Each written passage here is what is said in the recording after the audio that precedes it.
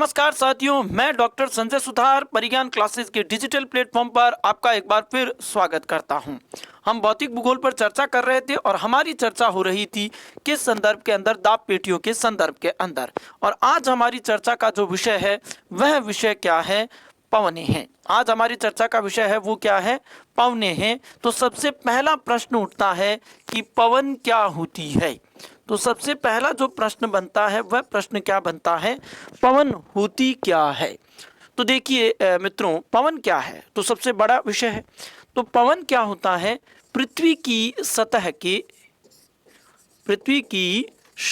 के समानांतर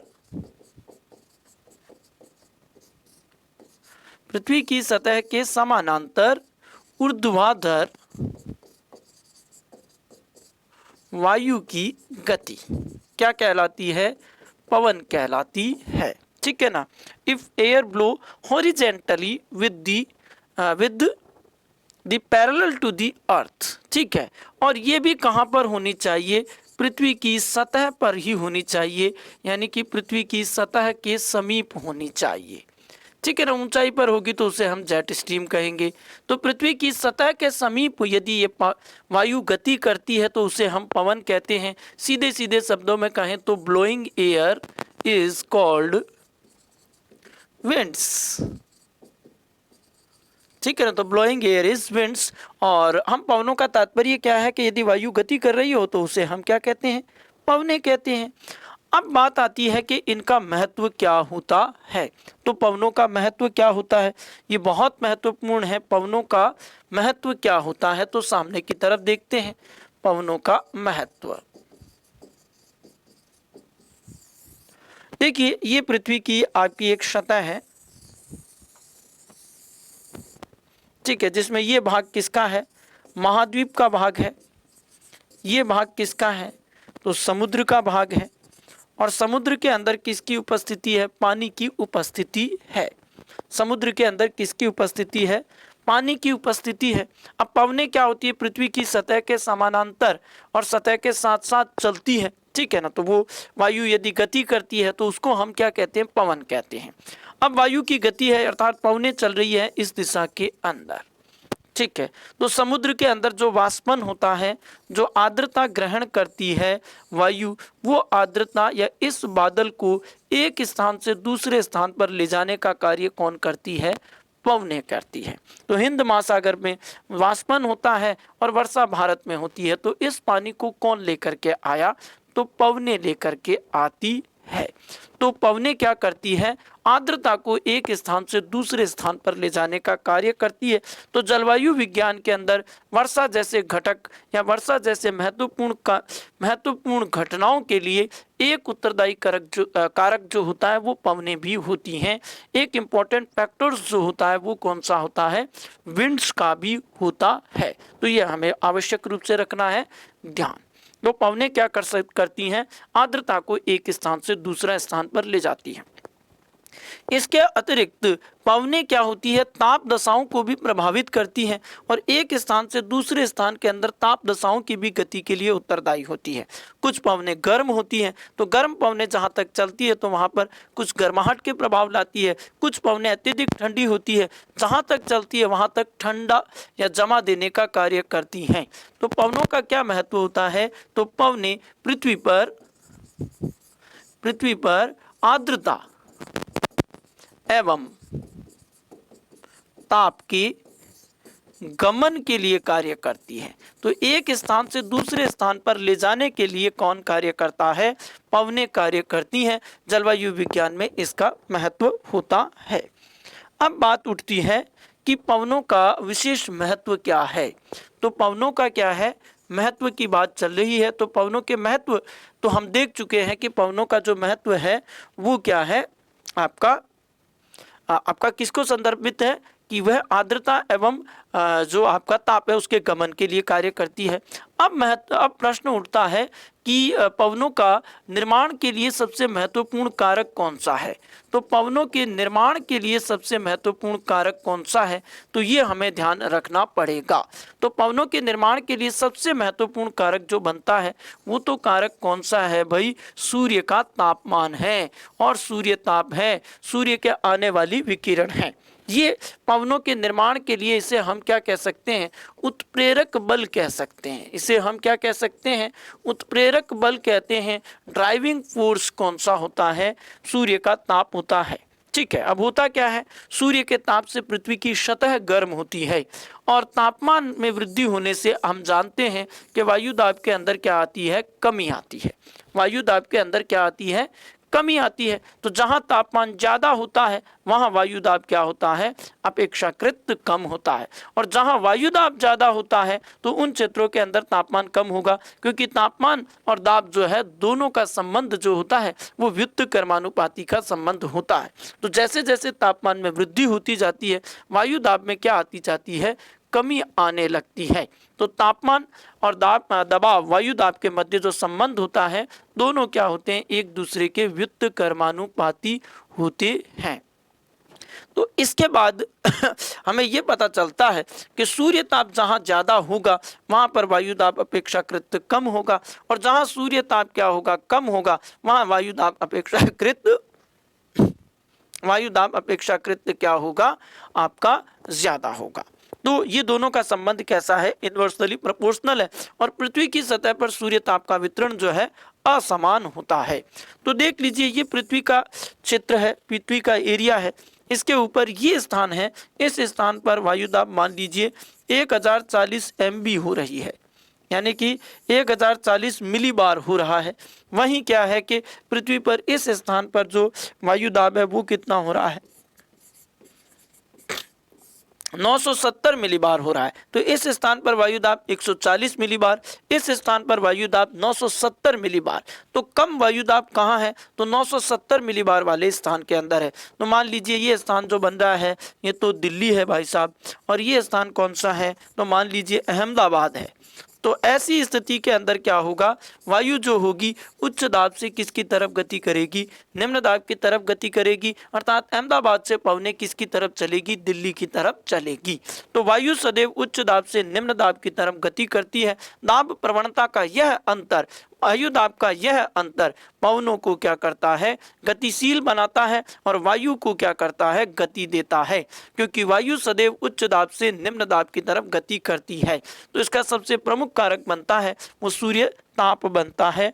और ये गति क्यों करती है, क्योंकि दाब प्रवणता के अंदर क्या होता है, अंतर होता है, प्रेशर ग्रेडियंट के अंदर क्या होती है, चेंज होती है। और वायु सदैव किसकी तरफ गति करती है, तो वायु सदैव उच्च दाब से किसकी तरफ गति करेगी, निम्न दाब की तरफ गति करेगी।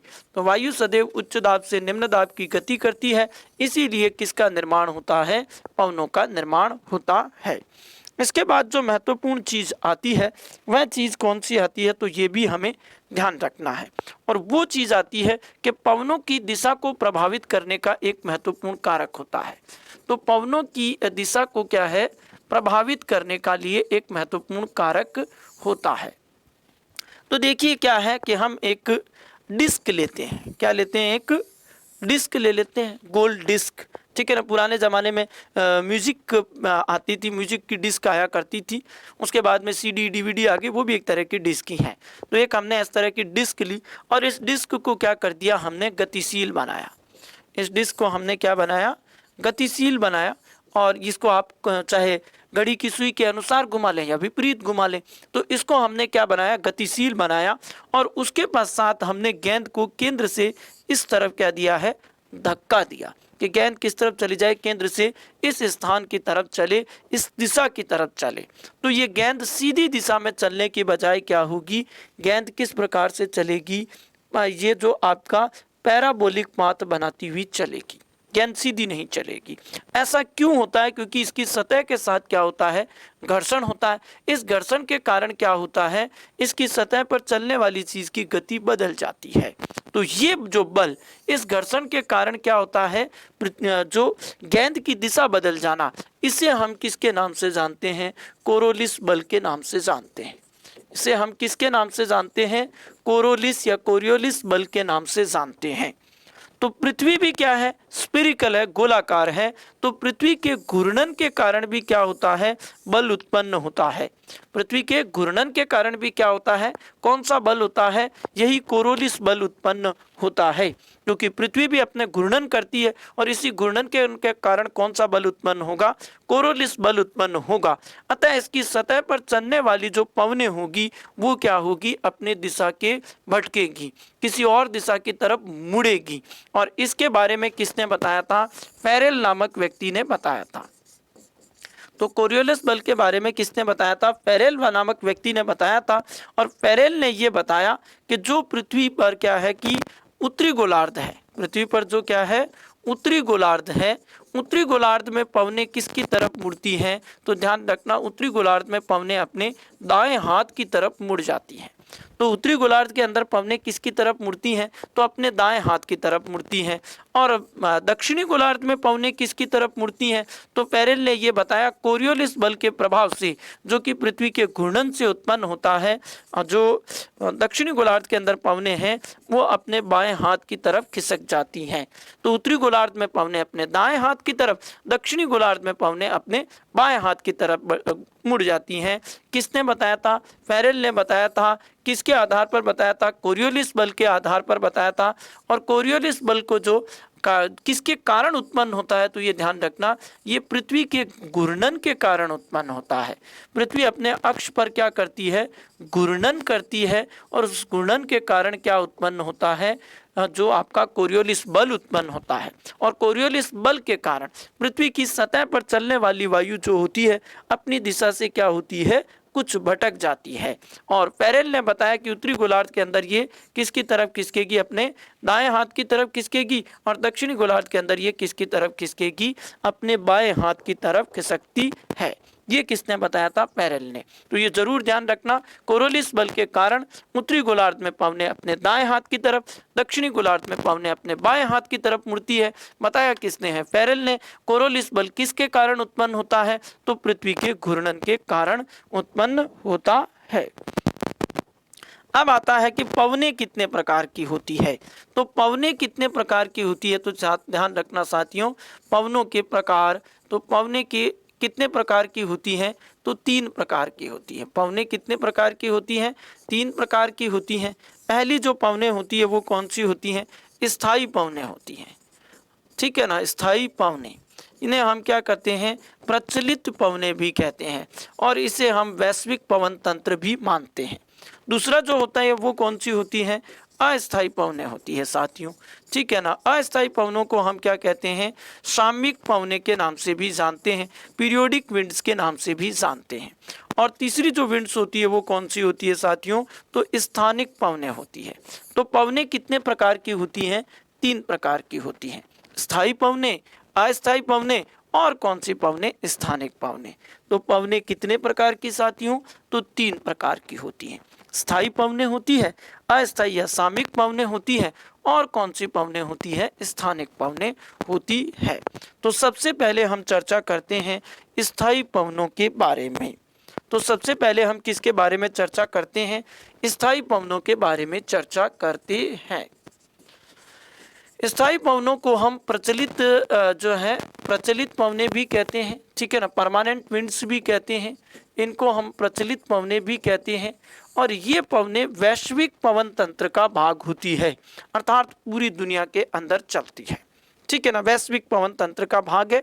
एक निश्चित अक्षांशों के मध्य या निश्चित दाब पेटियों के मध्य जो पवनें गति करती हैं उन्हें हम क्या कहते हैं? स्थायी पवनें कहते हैं। तो स्थायी पवनें कौन कौन सी है, पहले इस पर चर्चा कर लेते हैं। तो देखते हैं स्थायी पवनें कौन कौन सी है और कहाँ कहाँ ये गति करती है। तो पिछली बार हमने जो पिछली क्लास देखी थी उसके अंदर चर्चा किसकी करी थी? दाब पेटियों की चर्चा करी थी। पिछली क्लास में हमने किसकी चर्चा करी थी? दाब पेटियों की चर्चा करी थी।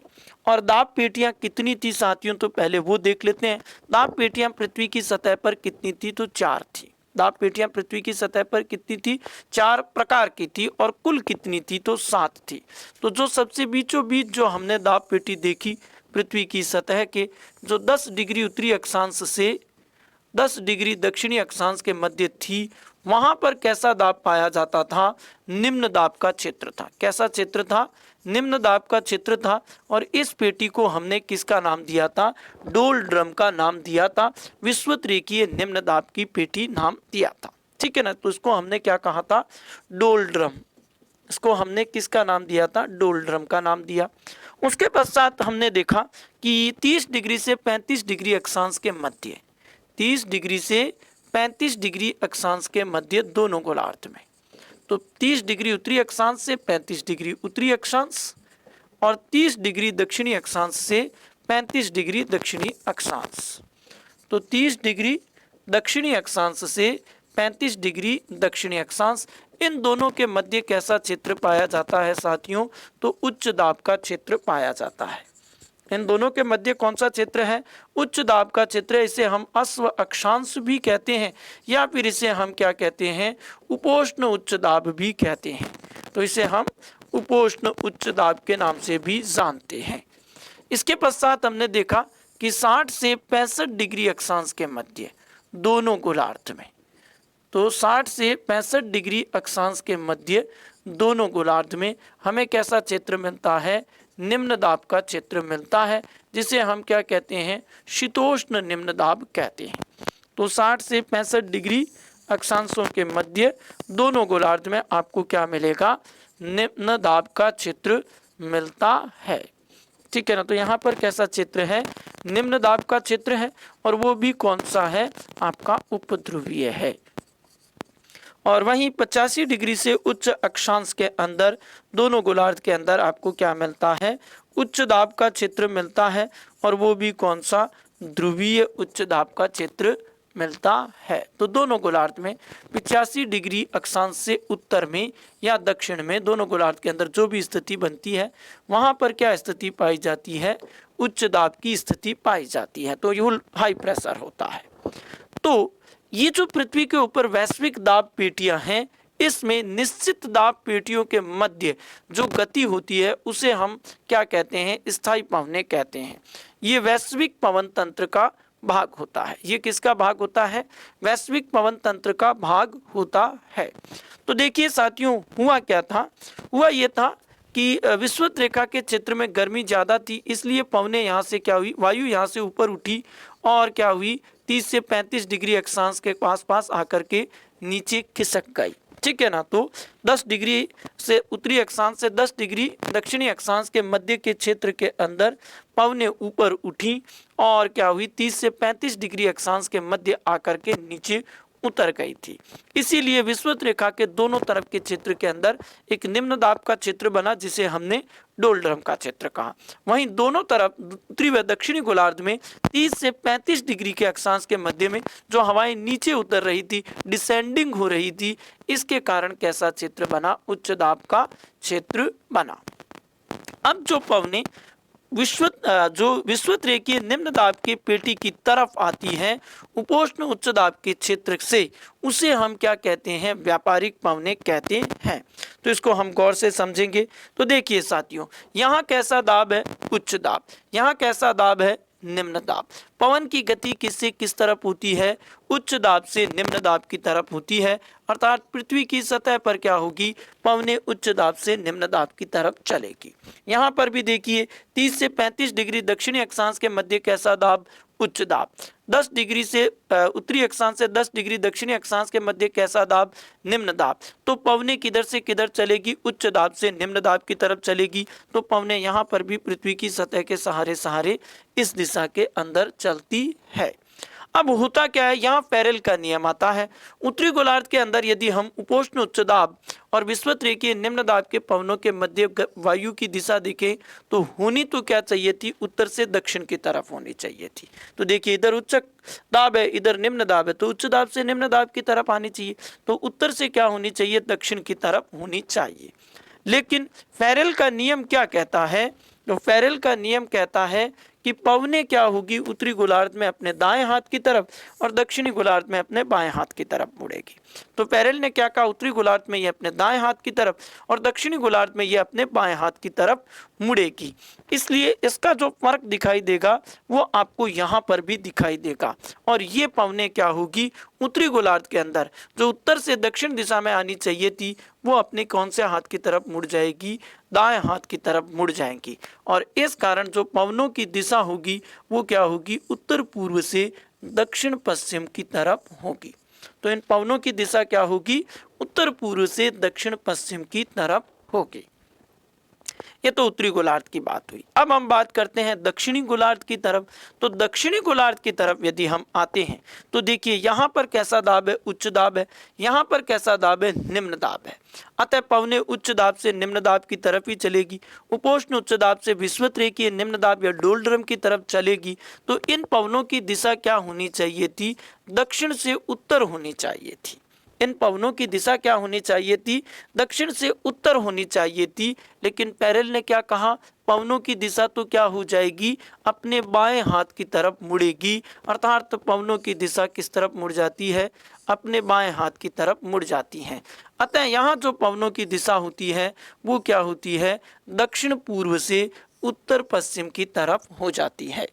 तो यहाँ पर पवनों की दिशा क्या होती है, दक्षिण पूर्व से उत्तर पश्चिम की तरफ होती है। और ये जो पवने हैं, इन पवनों को हम दोनों को हम किसके नाम से जानते हैं, तो इन्हें हम व्यापारिक पवनों के नाम से जानते हैं। बहुत महत्वपूर्ण पवने हैं ये व्यापारिक पवने। ये पवने किसके नाम से जानी जाती हैं, व्यापारिक पवनों के नाम से जानी जाती है। तो आइए चर्चा करते हैं हम व्यापारिक पवनों के बारे में। सबसे पहले तो सबसे पहली जो पवने हैं वो कौन सी हैं, तो व्यापारिक पवने हैं। व्यापारिक पवने हैं, इस शब्द की जो उत्पत्ति हुई है वो शब्द की उत्पत्ति किससे हुई है, ट्रेड वर्ड से हुई है। इसकी उत्पत्ति किससे हुई है, ट्रेड शब्द से हुई है। ये जो ट्रेड है ये अंग्रेजी का नहीं बल्कि जर्मन भाषा का शब्द है। ये अंग्रेजी का नहीं बल्कि किसका शब्द है, जर्मन भाषा का शब्द है, जिसका तात्पर्य अंग्रेजी भाषा में क्या होता है, ट्रैक होता है। जिसका अंग्रेजी भाषा में शब्द का इसका तात्पर्य क्या होता है, ट्रैक होता है। और ट्रैक का तात्पर्य क्या होता है, एक निश्चित मार्ग पर गति करने वाली। अर्थात ये कैसी पवने हैं, सन्मार्गी पवने हैं। और बाद में जब इस ट्रेड का अंग्रेजी में अनुवाद किया गया तो अंग्रेजों ने इसको ट्रेड ही रख लिया, क्योंकि व्यापारियों के द्वारा इस क्षेत्र में सबसे ज़्यादा व्यापार होता था। इसलिए इस पवनों का नाम क्या पड़ गया, व्यापारिक पवने पड़ गया। तो इसे हम व्यापारिक पवने भी कहते हैं और सन्मार्गी पवने भी कहते हैं। अब ये पवने कहाँ दिखाई देती हैं, तो इसकी स्थिति को देख लेते हैं। इसकी स्थिति क्या है, तो ये 30 डिग्री अक्षांश से 10 डिग्री अक्षांश के मध्य दोनों गोलार्ध में चलती हैं। तो 30 डिग्री अक्षांश से 10 डिग्री अक्षांश के मध्य दोनों गोलार्ध के अंदर कौन सी पवने होती हैं, तो आपकी व्यापारिक पवने होती है। तो ये कहाँ पर होती है, तो देख लीजिए, दोनों गोलार्ध के अंदर 30 डिग्री से 10 डिग्री और 30 डिग्री से 10 डिग्री अक्षांश के मध्य दोनों गोलार्ध के अंदर कौन सी पवने होती हैं, तो आपकी व्यापारिक पवने होती है। तो दोनों अक्षांश के मध्य दोनों गोलार्ध के अंदर 30 डिग्री से 10 डिग्री अक्षांश के मध्य क्या होती है, व्यापारिक पवने होती हैं। अब बात आती है कि पवनों की दिशा की। तो पवनों की दिशा, तो पवनों की दिशा जो होती है वो बहुत महत्वपूर्ण होती है, ये पूछी जा सकती है। उत्तरी गोलार्ध के अंदर ये जो व्यापारिक पवने होती हैं इनकी दिशा क्या होती है, तो ये हमें आवश्यक रूप से ध्यान रखना है। ये दिशा क्या होती है, उत्तर पूर्व से दक्षिण पश्चिम की तरफ होती है। तो उत्तर पूर्व से दक्षिण पश्चिम की तरफ उत्तरी गोलार्ध के अंदर इन पवनों की दिशा होती है। जबकि दक्षिणी गोलार्ध का भी हमें ध्यान रखना है कि दक्षिणी गोलार्ध में ये पवने किस दिशा के अंदर गति करती है, तो ध्यान रखना इनकी गति किसकी तरफ होती है, दक्षिण पूर्व से उत्तर पश्चिम की तरफ होती है। चूंकि ये पवने गर्म क्षेत्रों में बह रही हैं और पूर्व दिशा से आती हैं, इस कारण से इसे उष्ण पूर्वैया भी कहा जाता है। इन पवनों को क्या कहा जाता है, उष्ण पूर्वैया का नाम भी दिया जाता है। इन पवनों को हम उष्ण पूर्वैया भी कहते हैं। तो दक्षिणी गोलार्ध में उत्तर पूर्व से दक्षिण पश्चिम, दक्षिण गोलार्ध में दक्षिण पूर्व से उत्तर पश्चिम की तरफ कौन सी पवनें चलती हैं? व्यापारिक पवनें चलती हैं। इन पवनों के क्षेत्र में क्या देखने को मिलता है? तो घटनाएं क्या होती है या प्रभाव क्या होता है? तो इन क्षेत्रों के अंदर आपको क्या देखने को मिलता है? तो उष्ण कटिबंधीय चक्रवात देखने को मिलते हैं। तो इन क्षेत्रों के अंदर आपको क्या देखने को मिलते हैं? उष्ण कटिबंधीय चक्रवात आपको देखने को मिलते हैं। ये विषुवत रेखा के समीप नहीं बनते क्योंकि वहां पर कोरियोलिस बल जो होता है वो शून्य होता है, जबकि क्या है कि आपके ध्रुवों पर कोरियोलिस बल सर्वाधिक होता है। तो इस क्षेत्र के अंदर, व्यापारिक पवनों के क्षेत्र के अंदर आपको उष्ण कटिबंधीय चक्रवात दिखाई देते हैं। दूसरा, ये जो पवनें होती हैं ये क्या करती हैं? महाद्वीप में क्या करती हैं? पूर्वी भाग में तो करती हैं वर्षा, और पश्चिमी भाग क्या रहते हैं? इसके कारण क्या रहते हैं? शुष्क। और इसी कारण से गर्म मरुस्थल जितने भी हैं वो महाद्वीपों के पश्चिमी भाग में हैं। तो इसका प्रभाव ये पड़ता है कि दुनिया के गर्म मरुस्थल जितने भी हैं वो किसकी तरफ हैं? आपके किसकी तरफ हैं? पश्चिम में हैं। तो महाद्वीप के पश्चिम के अंदर क्या पाए जाते हैं? गर्म मरुस्थल पाए जाते हैं। तो महाद्वीप के पश्चिमों के अंदर क्या पाए जाते हैं? गर्म मरुस्थल पाए जाती हैं। तो यहाँ से कौन सी रेखा गुजरती है साथियों? तो यहाँ से विषुवत रेखा गुजरती है। यहाँ से कौन सी रेखा गुजरती है? विषुवत रेखा गुजरती है। तो देख लीजिए गर्म मरुस्थलों की स्थिति, अटाकामा मरुस्थल पश्चिम के अंदर है क्योंकि इस क्षेत्र के अंदर तो होगी जम के वर्षा। अब देख लीजिए कालाहारी मरुस्थल, इस क्षेत्र के अंदर जम के मरुस्थल वर्षा, इसमें शुष्क। और ऑस्ट्रेलिया के अंदर भी इन क्षेत्रों के अंदर जम के वर्षा, ये क्षेत्र क्या रहते हैं? शुष्क रहते हैं। ठीक है ना। वहीं हम बात करते हैं उत्तरी गोलार्ध के अंदर, तो इस क्षेत्र के अंदर तो होती है जम के वर्षा और ये क्षेत्र शुष्क होता है। यही यहाँ पर देख सकते हैं, इन क्षेत्रों के अंदर वर्षा देखने को फिर भी मिल जाती है। ये पूरा का पूरा क्षेत्र शुष्क है। इस क्षेत्र के अंदर बहुत ज़्यादा वर्षा होती है और यहाँ वाला हिस्सा क्या है? शुष्क है। तो महाद्वीप के पश्चिमी भाग जो होते हैं वो मरुस्थली होते हैं, जबकि पूर्वी भागों के अंदर इन पवनों से क्या देखने को मिलती है? वर्षा देखने को मिलती है। तो ये इन पवनों का क्या पड़ता है? प्रभाव पड़ते हैं। पूछ सकते हैं आपसे कथन और कारण के प्रश्न के अंदर। तो सबसे पहली जो पवनें देखी हमने वो कौन सी पवनें थी? व्यापारिक पवनें थी। अब चलते हैं अगले ब्लॉक की तरफ। तो यहाँ पर देखिए कैसा दाब है? उच्च दाब है। कौन सा? उपोष्ण उच्च दाब। और यहाँ पर कौन सा दाब है? शीतोष्ण निम्न दाब है। यहाँ पर भी देख लीजिए, यहाँ पर उपोष्ण उच्च दाब है और यहाँ पर शीतोष्ण निम्न दाब है। तो उपोष्ण उच्च दाब से शीतोष्ण निम्न दाब के मध्य जो पवनें चलती हैं उन पवनों को हम क्या कहते हैं? पछुआ पवनें कहते हैं। तो उपोष्ण उच्च दाब से शीतोष्ण निम्न दाब के क्षेत्र में दोनों गोलार्ध में जो पवनें चलती हैं उनको हम पछुआ पवनें कहती हैं। तो हुआ क्या था? फेरेल के नियम के कारण हुआ क्या था? यहाँ पर फेरेल के नियम के कारण वायु यहाँ से हटी थी और ये हटने वाली वायु क्या हुई थी? यहाँ आकर के नीचे उतरी थी।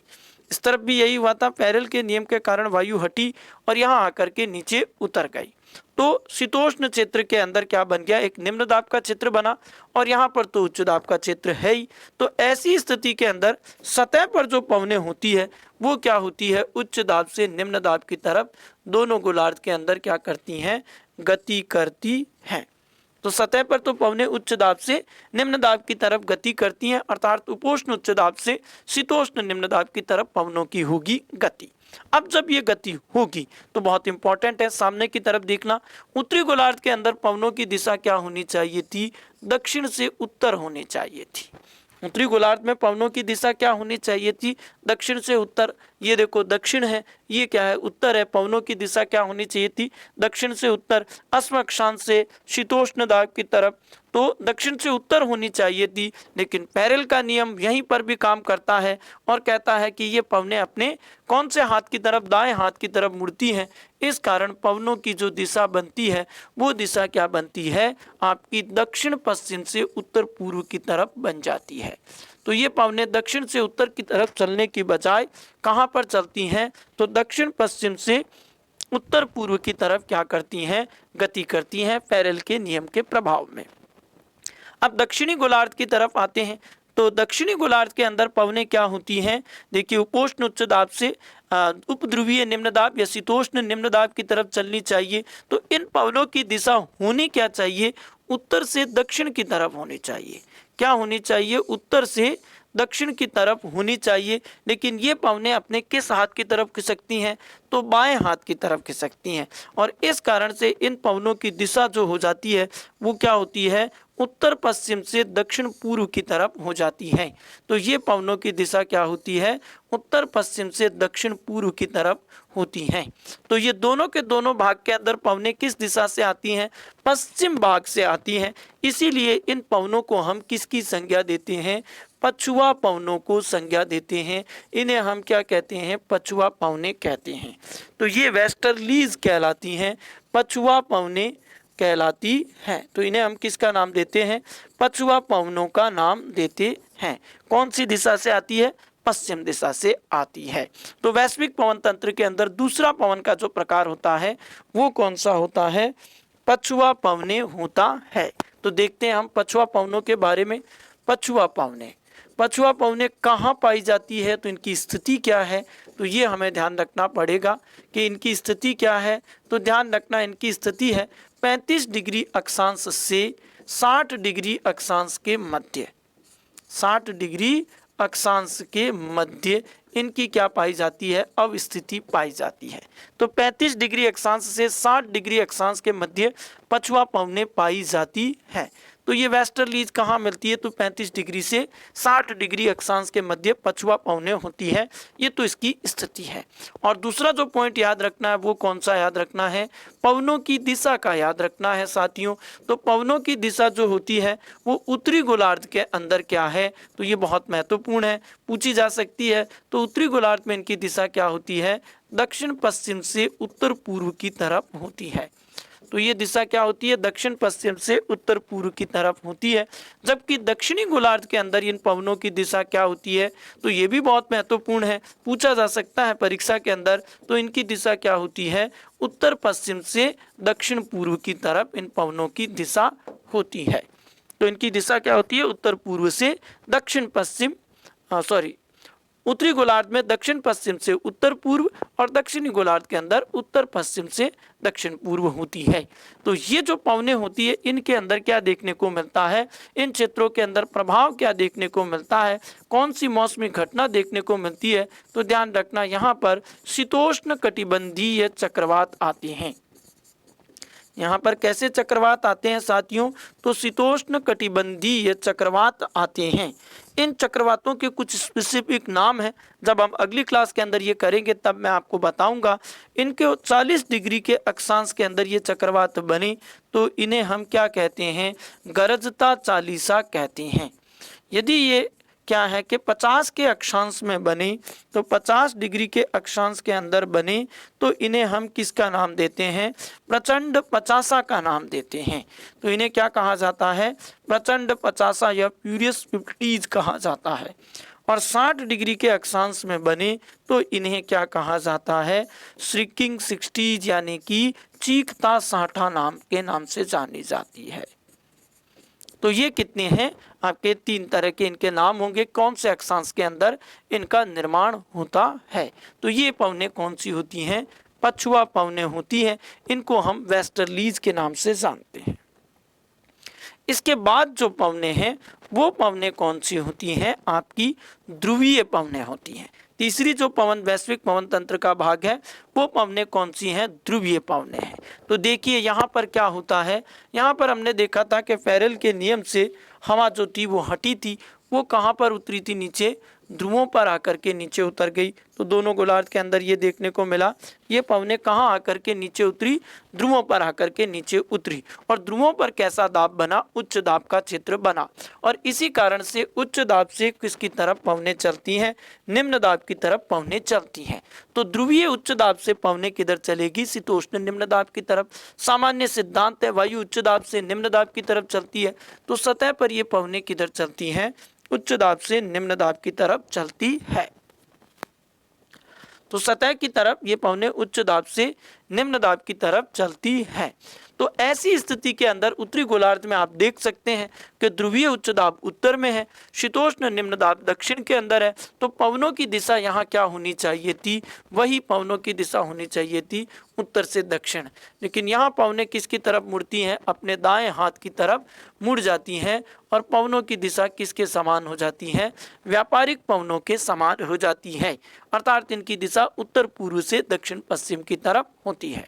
वहीं दक्षिणी गोलार्ध में देखिए ध्रुवीय उच्च दाब जो है वो दक्षिण में है, उप ध्रुवीय या शीतोष्ण निम्न दाब है वो उत्तर में है। तो इनकी दिशा होनी क्या चाहिए थी, दक्षिण से उत्तर होनी चाहिए थी, परंतु यहाँ बाएं हाथ की तरफ पवनें मुड़ जाती हैं और इनकी दिशा क्या होती है, व्यापारिक पवनों के समान ही दक्षिण पूर्व से उत्तर पश्चिम की तरफ इनकी क्या होगी, दिशा होगी। ये पवनें भी किधर से आती है, तो आपकी पूर्व दिशा से ही आती है।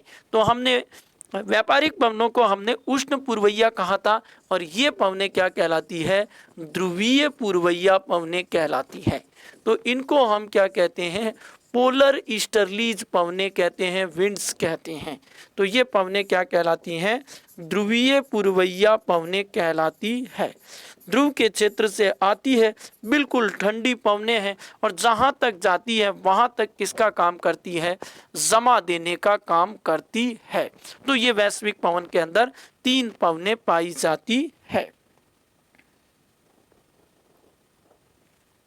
तो ये 3 पवनें पाई जाती है। अंतिम चीज देख लेते हैं और तीसरी पवनें कौन सी है, तो वो कौन सी है, ध्रुवीय पवनें हैं।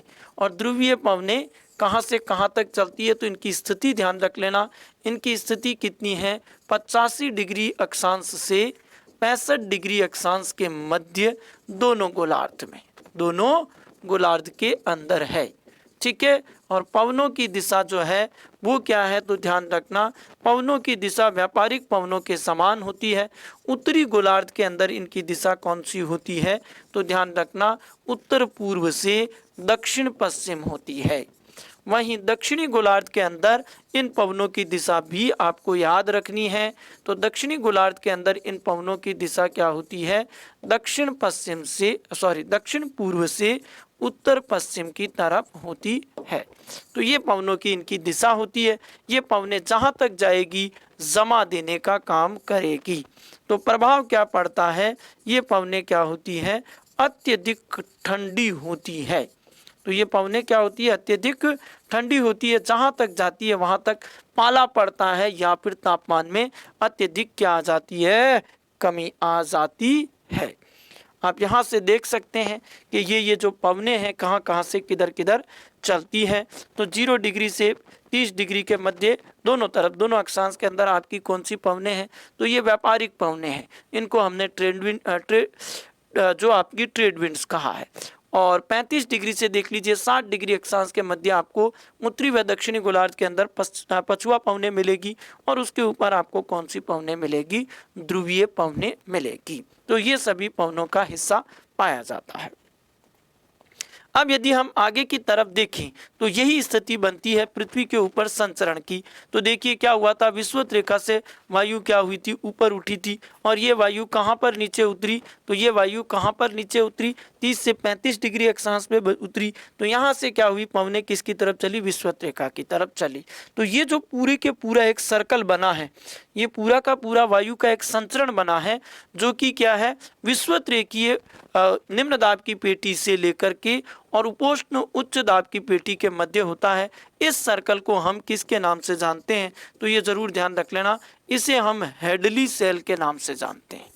इसको हम किसके नाम से जानते हैं, इस सर्कल को हम किसके नाम से जानते हैं, यहाँ से वायु का ऊपर उठना और यहाँ से वायु का नीचे उतर आना।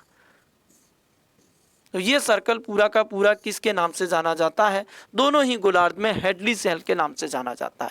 उसके बाद का जो हिस्सा है, जो 35 डिग्री से लेकर के और 60 डिग्री के मध्य का जो हिस्सा है, जो 60 डिग्री के मध्य का जो हिस्सा है, उसे हम किसके नाम से जानते हैं, तो उसे हम किसके नाम से जानते हैं, फेरल नाम के सेल से जानते हैं। इसे हम फेरल सेल कहते हैं। और अंत में ऊपर की तरफ जो हिस्सा बनता है वो हम किस नाम से जानते हैं, तो वो किस नाम से जाना जाता है, तो ध्रुवीय सेल के नाम से जाना जाता है। ये किसके नाम से जाना जाता है? ध्रुवीय सेल के नाम से जाना जाता है। तो ये 3 संचरण के टाइप होते हैं। ये जो सेल होती है वो कौन सी है? हेडली सेल है। उसके बाद जो दक्षिण में होती है 60 से 65 के मध्य उसको पैरल सेल या मिड लैटिट्यूड मध्य अक्षांशीय सेल कहते हैं, और सबसे दक्षिण में जो होती है उसे हम ध्रुवीय यानी कि पोलर सेल के नाम से जानते हैं। इस प्रकार से यहाँ पर क्या होती है? गति होती है। अब हम आते हैं किसकी तरफ? अस्थायी पवनों की तरफ। अब हम आते हैं किसकी तरफ? अस्थायी पवनों की तरफ। स्थायी पवनों के बाद अब हम किसकी तरफ आते हैं? अस्थायी पवनों की तरफ आते हैं। अस्थायी जो पवनें होती हैं ये वैश्विक पवन तंत्र से थोड़ी सी इतर होती हैं। ये जो अभी तक हमने देखी थी वो कौन सी थी? आपकी वैश्विक पवन तंत्र या स्थायी पवनें देखी थी। उसके बाद आती है अस्थायी पवनें। ये किसी विशेष समय में बनती है, चाहे वर्ष के विशेष समय में बने, चाहे दिन के विशेष समय के अंदर बने, तो इनको हम क्या कहते हैं? अस्थायी पवनें कहते हैं। अस्थायी पवनें भी कितने प्रकार की होती हैं? तो 3 प्रकार की होती हैं। अस्थायी पवनें भी कितने प्रकार की होती हैं? तो 3 प्रकार की अस्थायी पवनें होती हैं। पहली जो पवन है वो हम देखेंगे बाद में, उसे हम क्या कहते हैं? मानसूनी पवनें कहते हैं। मानसून का पूरा प्रक्रम जो है वो हम किस में देखेंगे? भारत भूगोल में देखेंगे। दूसरी जो पवनें होती है वो पवनें कौन सी होती है? मानसूनी पवनों के अलावा वो होती है आपकी समुद्र समीर। और एक पवन कौन सी होती है? वो होती है आपकी स्थल समीर। समुद्र समीर व स्थल समीर। तो समुद्र समीर व स्थल समीर होती है। इसके अलावा जो होती है वो कौन कौन सी होती हैं? तो पर्वत समीर होती है, और कौन सी होती है? घाटी समीर होती है। ये कैसी पवनें हैं? अस्थायी पवनें हैं। कुछ समय के लिए बनती हैं और क्या है? समाप्त हो जाती हैं। वैश्विक पवन तंत्र की तरह अनवरत चलने वाली नहीं है। एक निश्चित समय के अंदर बनेगी और फिर क्या हो जाएगी? समाप्त भी हो जाएंगी। इन्हें हम इसीलिए क्या कहते हैं? सामयिक पवनें कहते हैं, यानी कि पीरियोडिक विंड्स कहते हैं। इसीलिए हम इसे क्या कहते हैं? पीरियोडिक विंड्स के नाम से जानते हैं, सामयिक पवनों के नाम से जानते हैं। तो इसे हम किसके नाम से जानते हैं? पीरियोडिक विंड्स या सामयिक पवनों के नाम से जानते हैं। तो मानसून पवनों को हम भारत में देखेंगे स्पष्टतया। जब भारत की हम जलवायु अध्ययन करेंगे तब हम मानसून के जो क्लासिकल थ्योरी है, शास्त्रीय सिद्धांत है, और चिरसम्मत सिद्धांत है, और आधुनिक सिद्धांत यानी मॉडर्न थ्योरीज, दोनों पर हम करेंगे परिचर्चा। तो उन दोनों पर हम करेंगे बात। किस समय? जब हम मानसून देखेंगे तब। अब आती है बात सबसे पहले जो अस्थायी पवनें जो आपके सामने दिखाई दे रही हैं वो कौन सी है? समुद्र समीर व स्थल समीर है। तो सबसे पहले हम देखते हैं कौन सा? समुद्र समीर के बारे में। सबसे पहले हम किसको देखते हैं? समुद्र समीर को देखते हैं। तो सबसे पहले हम किसको देखते हैं? तो समुद्र समीर को देखते हैं। तो सबसे पहला जो भाग हम देख रहे हैं वो कौन सा है? समुद्र समीर है। ये कहाँ पर चलती है? तो ध्यान रखना, तटवर्ती क्षेत्रों में चलती है। ये कहाँ पर चलती है? तो तटवर्ती क्षेत्रों के अंदर, यानी कि कोस्टल रीजन के अंदर चलती है। तो तटवर्ती क्षेत्रों के अंदर क्या चलता है? समुद्र समीर चलती है। कब चलती है, किस तरह से चलती है, ये हम अभी देखते हैं। होता क्या है? दिन की समय अवधि में जब क्या होता है? सूर्य सीधा चमकता है। दिन की समय अवधि है, यानी कि डे टाइम चल रहा है, दिन की समय अवधि है, सूर्य निकला हुआ है। तो ऐसी स्थिति के अंदर तटवर्ती क्षेत्र जहाँ महाद्वीप व समुद्र मिलते हैं, वहाँ होता क्या है? तो गौर से सुनना, किस तरीके से ये पवन बनती है और किस तरीके से कार्य करती है। ये जो भाग है, ये भाग किसका है? महाद्वीप का भाग है। और ये जो नीले रंग का भाग दिखाई दे रहा है वो किसका भाग है? समुद्र का भाग है। तो दिन के समय के अंदर क्या होता है? आपका ठोस जो पदार्थ होता है वो जल्दी से गर्म होता है, और द्रव पदार्थ जो होते हैं वो अपेक्षाकृत देर से गर्म होते हैं, क्योंकि सूर्य का प्रकाश आ रहा है तो इनको गर्म तो होना ही है। तो ऐसी स्थिति के अंदर क्या होता है कि स्थल के भाग के अंदर, किसके भाग के अंदर? स्थल के भाग के अंदर क्या होती है? जो चट्टानें होती है वो बहुत जल्दी गर्म हो जाती है। तो इस कारण से स्थल जो होता है वो क्या होता है? जल्दी गर्म हो जाता है। जल्दी क्या हो जाता है? गर्म हो जाता है। वहीं समुद्र की जो चट्टानें होती हैं, समुद्र के अंदर जो पानी होता है वो क्या होता है, देर से गर्म होता है। समुद्र का पानी देर से गर्म होता है। इसी कारण से समुद्र इस समय क्या होता है, स्थल की बजाय अपेक्षाकृत क्या होता है, ठंडा होता है। तो समुद्र इस समय अपेक्षाकृत ठंडा होता है, स्थल जल्दी गर्म हो जाता है। इसीलिए अपेक्षाकृत ये क्या रहता है, समुद्र की बजाय स्थल जो होता है वो गर्म होता है। और हमें मालूम है कि वायु दाब जो होता है वो ताप का व्युत्क्रमाणु होती है। तो वायु दाब जो होता है वो क्या होता है, तापमान का व्युत्क्रमानुपाती होता है। तो यदि तापमान में वृद्धि होगी तो वायु दाब में क्या आएगी, कमी आएगी। तो यहाँ पर भी यही स्थिति देखने को मिलती है। यहाँ पर भी क्या मिलती है, वही स्थिति देखने को मिलती है। चूंकि स्थल जल्दी गर्म हुआ है और अपेक्षाकृत समुद्र की बजाय गर्म है, तो ऐसी स्थिति के अंदर यहाँ पर वायु दाब क्या होता है, कम होता है। यहाँ पर वायु दाब क्या होता है, कम होता है, क्योंकि यहाँ पर वायु गर्म होकर के ऊपर उठती है और वायु दाब यहाँ पर क्या हो जाता है, कम हो जाता है। लेकिन समुद्र जो अपेक्षाकृत ठंडा है, अर्थात यहाँ पर तापमान क्या है, कम है। और चूंकि यहाँ पर तापमान कम है, इसी कारण से यहाँ पर वायु दाब जो है वो क्या है, अपेक्षाकृत ज्यादा है। वायु दाब कैसा है, अपेक्षाकृत ज्यादा है। तो अब हमें मालूम है कि वायु जो होती है वो उच्च दाब से निम्न दाब की तरफ चलती है। अब वायु दाब कहाँ ज्यादा, तो ये हमें पता चल गया कि समुद्र की सतह पर वायु दाब जो है, उस पानी की सतह पर वायु दाब जो है वो ज्यादा है। स्थलीय भाग के अंदर वायु दाब जो है कम है, क्योंकि स्थल की चट्टानें बहुत जल्दी गर्म हो गई थी। तो ऐसी स्थिति के अंदर वायु उच्च दाब से किसकी तरफ चलती है, निम्न दाब की तरफ चलनी प्रारंभ हो जाती है। अर्थात वायु जो होती है वो समुद्र से किसकी तरफ चलती है, स्थल की तरफ दिन में चलती हैं। तो दिन के अंदर पवनें क्या होती है, समुद्र से किसकी तरफ चलती हैं, स्थल की तरफ चलती हैं। इन पवनों को हम क्या कहते हैं, समुद्र समीर कहते हैं।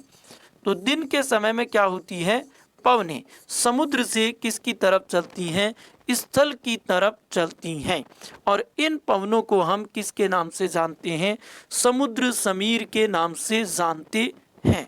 अब इन पवनों से होगा क्या, इन पवनों से ये होता है कि इन पवनों के कारण, अर्थात समुद्र समीर के कारण क्या होगा, स्थल के अंदर तापमान में क्या आ जाएगी, कमी आ जाएगी। स्थल के अंदर ये तापमान में क्या लाएगा, कमी लाने का काम करेगी। तो जब तापमान बहुत ज़्यादा बढ़ जाएगा तो किसकी तरफ से आएगी, समुद्र से क्या आएगी, वायु आएगी। और वह वायु क्या करेगी, स्थल के तापमान को अपेक्षाकृत या थोड़ा सा कम कर देगी। और इसी कारण से क्या होगी, गर्मी बहुत ज़्यादा नहीं बढ़ पाएगी।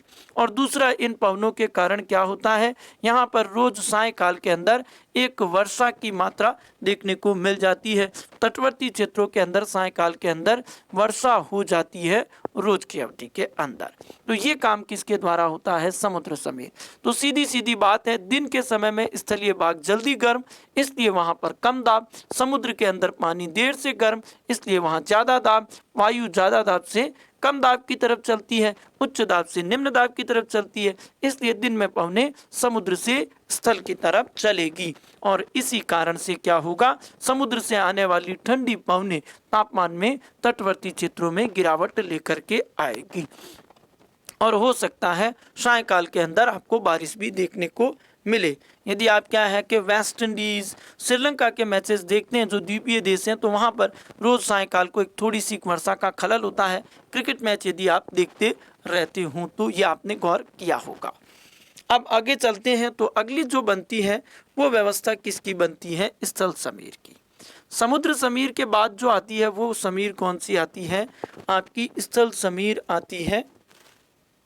वो समीर कौन सी आती है, स्थल समीर की आती है। तो देखते हैं स्थल समीर के बारे में चर्चा करते हैं। ये रात्रि का समय है। ये कौन सा है, स्थल समीर के समय किसका समय होता है, रात्रि का समय होता है।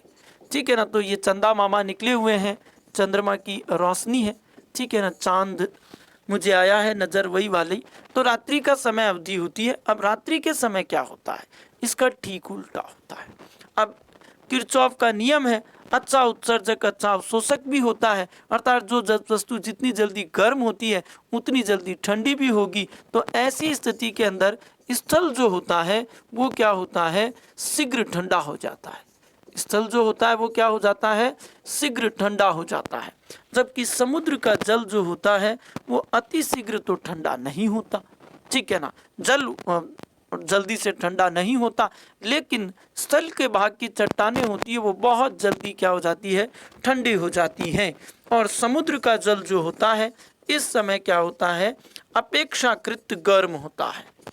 अपेक्षाकृत क्या होता है, गर्म होता है समुद्र का जल इस समय। तो समुद्र का जल इस समय अपेक्षाकृत गर्म है, स्थल का भाग जो है वो अपेक्षाकृत ठंडा है। तो यहाँ पर कैसा दाब है, तो तापमान कम, तो यहाँ पर वायु दाब कैसा होता है, उच्च होता है। यहाँ पर वायु दाब कैसा होता है, उच्च होता है। वहीं क्या होता है, पानी के अंदर तापमान क्या है इस समय, पानी का तापमान जो है वो इस समय क्या है, ज़्यादा है रात्रि के समय में। और इसीलिए यहाँ पर वायु दाब कैसा होगा, तो ये ध्यान रखना पड़ेगा, कैसा होगा, निम्न होगा। तो रात्रि में गणित उल्टी हो जाती है, स्थल का भाग बहुत जल्दी ठंडा हो जाता है, इसलिए वहाँ वायु दाब बढ़ जाता है। समुद्र का जल जो होता है वो ठंडे होने में समय लेता है, तो अपेक्षाकृत वो क्या रहता है, गर्म रहता है, देर से ही ठंडा होता है और अपेक्षाकृत गर्म होता है। इसी कारण से यहाँ पर क्या हो जाता है, उच्च दाब बन जाता है, सॉरी निम्न दाब बन जाता है। और पवनें सदा किसकी तरफ से किसकी तरफ चलती हैं, तो पवनें हमें पता है निम्न दाब से किसकी तरफ चलेगी, सॉरी पवनें हमें पता है उच्च दाब से निम्न दाब की तरफ चलेंगी। तो पवनें यहाँ पर किसकी तरफ चलेगी, उच्च दाब से, जो कि स्थलीय भाग पर है, वहाँ से समुद्र की तरफ चलेगी। तो पवनें क्या होती है, स्थल से समुद्र की तरफ चलती है। इन पवनों को हम किसके नाम से जानते हैं, स्थल समीर के नाम से जानते हैं। तो स्थल समीर की पहुंचते ही, इन ठंडी वायु के पहुंचते ही समुद्र पे उपस्थित जो गर्म वायु थी वो हल्की होने के कारण ऊपर उठती है, और ये वायु कहाँ, स्थल पर भाग पर आकर के नीचे उतर आती है, हल्की आंशिक रूप से गर्म होती है। इसी कारण से इस समुद्री क्षेत्र के तटवर्ती क्षेत्रों पर जो रात्रि का तापमान होता है उसे बहुत ज़्यादा कम होने से बचा लेती है।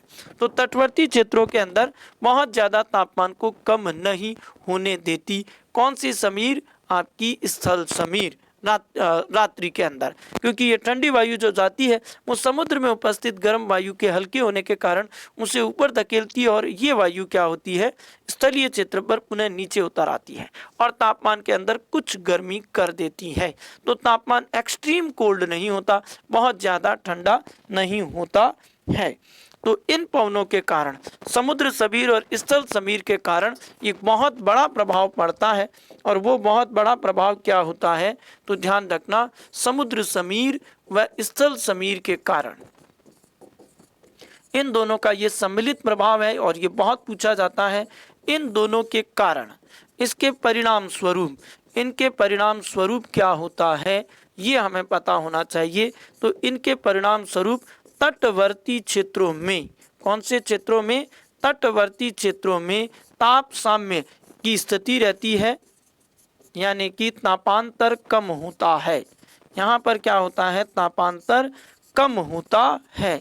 यही कारण है कि जितनी समुद्र तल से दूरी या समुद्र के किनारे से तटवर्ती क्षेत्रों से दूरी बढ़ती जाएगी, तापांतर में क्या होती चली जाएगी, वृद्धि होती चली जाएगी।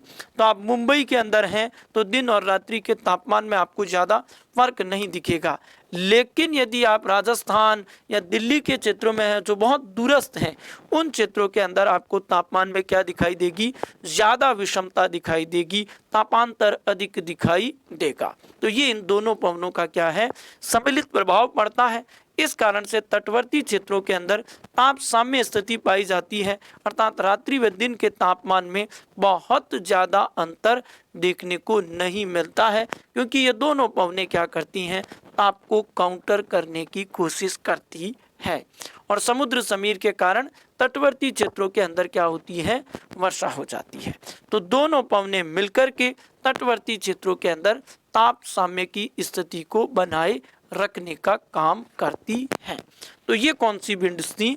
सी ब्रिज और लैंड ब्रिज थी। और सी ब्रिज और लैंड ब्रिज के बाद हम आगे बढ़ते हैं और आगे आपको कौन सी पौने मिलती हैं? तो वो मिलती हैं आपकी घाटी समीर और पर्वत समीर। आगे जो विंड्स मिलती हैं वो कौन सी हैं? ये भी अस्थाई हैं, घाटी समीर और कौन सी हैं?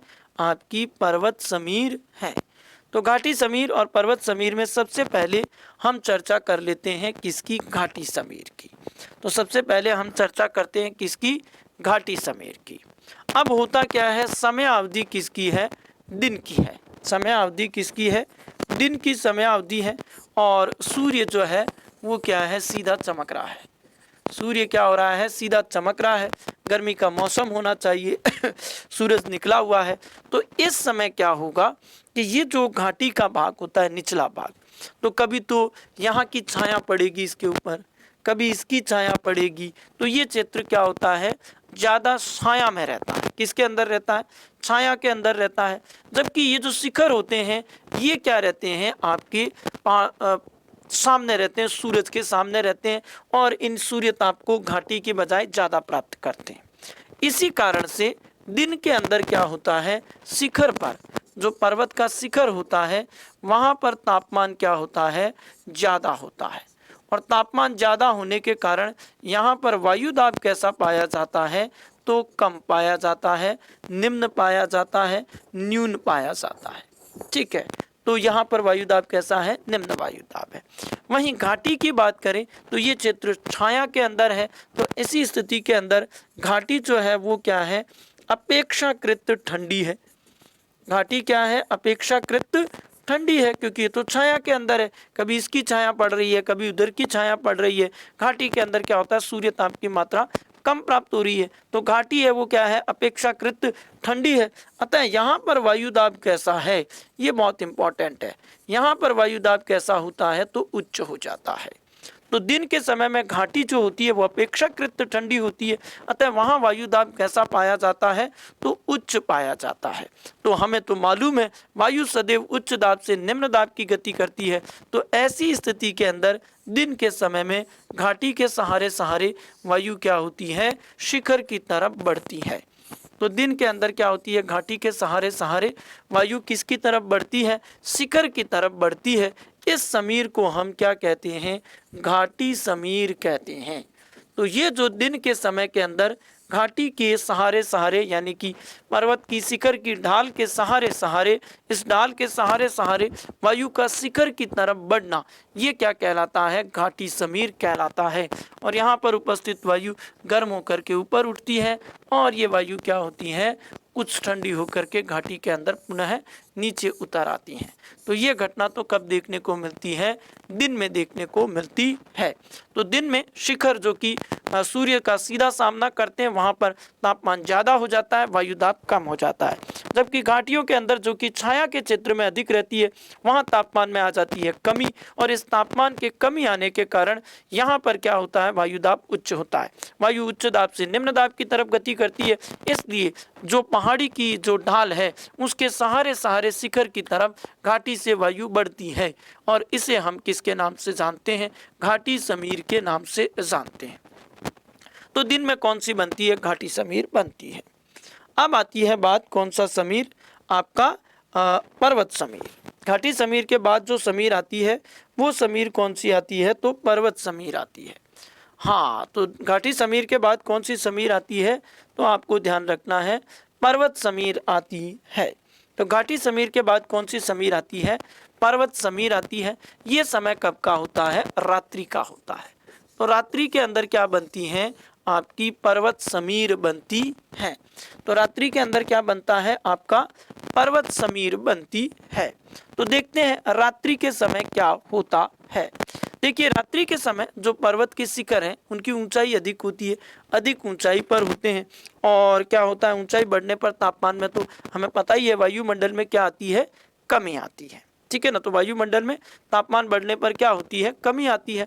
तो ऐसी स्थिति के अंदर रात्रि के समय ये जो पर्वत के शिखर हैं, रात्रि के समय जो ये पर्वत के जो शिखर होते हैं, ये जो पर्वत के शिखर होते हैं वो क्या होते हैं? अत्यधिक ठंडे हो जाते हैं। ये क्या हो जाते हैं? अत्यधिक ठंडे हो जाते हैं और चिलिंग टेम्परेचर पर पहुंच जाते हैं। अत्यधिक क्या हो जाते हैं? ठंडे हो जाते हैं और किस पर पहुंच जाते हैं? चिलिंग टेम्परेचर पर पहुंच जाते हैं। तापमान में बहुत ज़्यादा कमी आ जाती है। वहीं जो घाटी होती है उसकी एक तो ऊंचाई भी कम है, दूसरा यहाँ पर कुछ जैविक गतिविधियाँ भी देखने को मिलती हैं। इस कारण से जो घाटी का जो संस्तर होता है, जो घाटी जो होती है वो इस समय क्या होती है? अपेक्षाकृत गर्म होती है। अपेक्षाकृत क्या होती है? गर्म होती है। अब अपेक्षाकृत गर्म होने के कारण क्या है? ये देखो, शिखर तो क्या है, इस समय बहुत ठंडा है, घाटी अपेक्षाकृत गर्म है और दाब जो होता है व्युत्क्रमानुपाती होता है तापमान का। तो जब अत्यधिक ठंडा है तो यहाँ पर क्या है? तापमान जो है वो तो कम है और वायु दाब जो है वो क्या है? बहुत ज़्यादा है। यानी कि यहाँ पर वायु दाब जो होता है वो कैसा होता है? उच्च होता है। जबकि रात्रि के अंदर घाटी जो अपेक्षाकृत गर्म है, तापमान यहाँ पर ज़्यादा है, तो ऐसी स्थिति के अंदर यहाँ पर वायु दाब कैसा होता है? निम्न होता है। यहाँ पर वायु दाब कैसा होता है? निम्न होता है। और वायु सदैव उच्च दाब से निम्न दाब की तरफ चलती है, तो इस समय ढाल के सहारे सहारे वायु क्या होती है? नीचे उतरती है। तो शिखर से किसकी तरफ आती है वायु इस समय? शिखर से इस समय वायु किसकी तरफ आती है? घाटी की तरफ आती है। तो इस समय वायु शिखर से किसकी तरफ खिसकती है? घाटी की तरफ खिसकती है। और ये वायु चूंकि शिखर अत्यधिक ठंडे हैं, शिखर क्या है? अत्यधिक ठंडे हैं, तो इसलिए ये वायु भी क्या होती है? बहुत ही ज़्यादा ठंडी होती है। ये वायु भी क्या होती है? बहुत ज़्यादा ठंडी होती है। क्योंकि शिखर ठंडे हैं तो ये वायु भी क्या होगी? बहुत ज़्यादा ठंडी होती है। ये जो दिन के समय में, रात्रि के समय में पर्वत के शिखर से जो घाटी की तरफ विंड आती है उनको हम क्या कहते हैं? पर्वत समीर कहते हैं। और यहाँ की गर्म वायु ऊपर उठती है और ये वापस पूरी तरह से सर्कल बना लेती है। ठीक है, तो इसे हम पर्वत समीर कहते हैं। ये पवने हैं एकदम ठंडी। ये पवने क्या है? बिल्कुल ठंडी है। और जहाँ तक ये पवने चलती हैं वहाँ तक जमा देने का काम करती है। जहाँ तक ये पवने चलती है वहाँ पर ये क्या करती है? जमा देने का काम करती हैं। इस पर्वत समीर के कारण ही घाटियों के अंदर क्या होता है? मध्य रात्रि के पश्चात पाला पड़ता है। तो जो लोग इस तरह की घाटी में रहते हैं, जैसे कि कश्मीर की घाटी हो गई, जहाँ पे शिखर बहुत ज़्यादा ऊंचे हैं और वहाँ पर तापमान शिखर पर बहुत ज़्यादा कम हो जाता है, तो वहाँ पर जब ये पवनें चलती हैं तो बहुत ही ज़्यादा टेम्परेचर को गिरा देती हैं, पाला पड़ता है। तो वहाँ पर जानवरों की और फसलों की और स्वयं की सुरक्षा के लिए पहले से ही क्या करनी पड़ती है? व्यवस्था करनी पड़ती है। तो ये इंपॉर्टेंट पॉइंट बनता है। पर्वत समीर के कारण, पर्वत समीर के कारण घाटियों में मध्य रात्रि के पश्चात पाला पड़ता है, यानी फ्रॉस्ट आता है, तापमान कम हो जाता है। तो क्या पड़ता है? पाला पड़ता है। पर्वत समीर के कारण घाटियों में मध्य रात्रि के पश्चात क्या होता है? पाला पड़ता है। तो ये स्थिति देखने को मिलती है किसके कारण? पर्वत समीर के कारण। तो ये स्थानिक पवनें यहाँ समाप्त होती है, जिसके अंदर हमने मानसून की पवनें हम भारत के अंदर देखेंगे। उसके बाद में पर्वत समीर और समुद्र समीर, इसके अतिरिक्त घाटी समीर, समुद्र समीर व स्थल समीर व पर्वत समीर व घाटी समीर को हमने देखा। और अब हम चलते हैं अंतिम स्तर पर, और अंतिम स्तर क्या है? स्थानीय पवनें है।